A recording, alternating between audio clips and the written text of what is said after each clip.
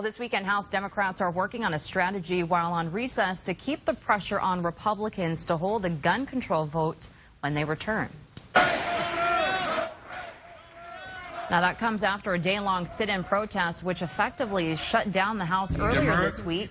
The group then walked out on the front steps of the Capitol and told supporters outside that even though they didn't win a vote on gun control legislation, the fight will go on.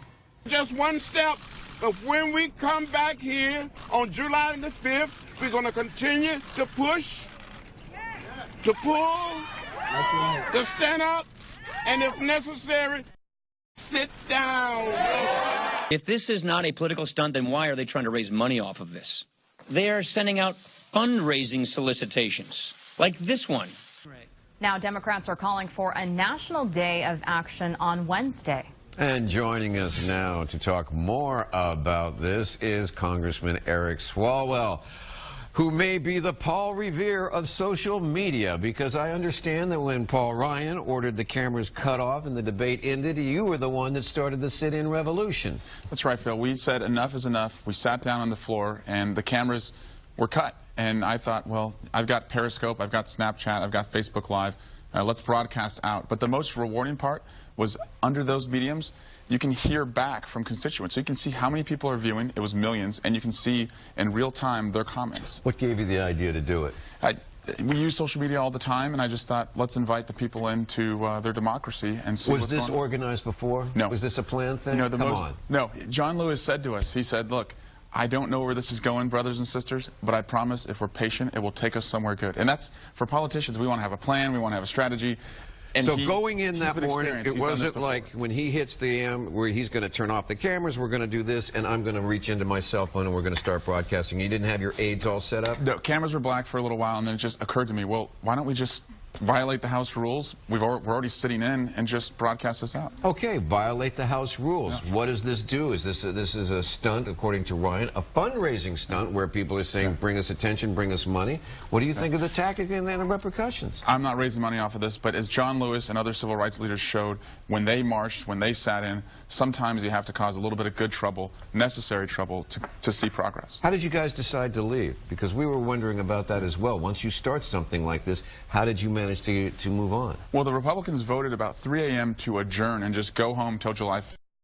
We said we'd already been there about 20 hours at that point. Let's stay to daybreak, go back to our districts. We left around noon hour. And on Wednesday, June 29th, this Wednesday, we're going to have another day of action.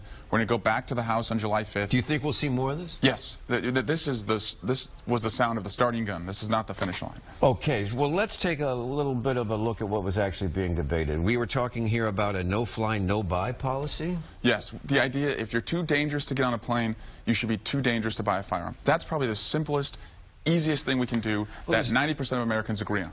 90% of Americans may agree on, but it's the first time I saw the ACLU and the NRA disagree and go against it. They agreed to disagree with you. The ACLU said that these no-fly lists are flimsy, they're often inaccurate, and the NRA said we're only talking about 1,000 people in the United States. Well, if 1,000 people that are terrorists and too dangerous to get on a plane can buy a gun, that makes us all less safe. And so we have to have a way for, if you're on the list erroneously, to get off.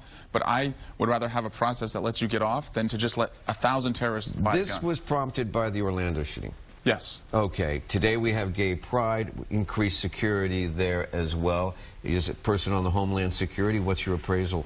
Well, I'm grateful to law enforcement and first responders who are out there. I feel safe. I'll be in the parade with the Fremont Pride contingent, and we're ready to stand up for LGBT rights and also for the Orlando victims. Okay, but as far as shootings go, is there anything out there today that could prevent an Orlando from happening? Yes.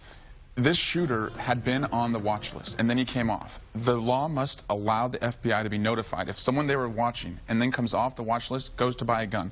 At the very minimum, we want to know if that person is trying to amass an arsenal. Okay. Well, it's going to be a debate. It comes back after July 4th. We'll see you and your cell phone, I'm sure, lots of it. I want to thank you for joining us this morning. But right now, let's turn our attention to the forecast and see...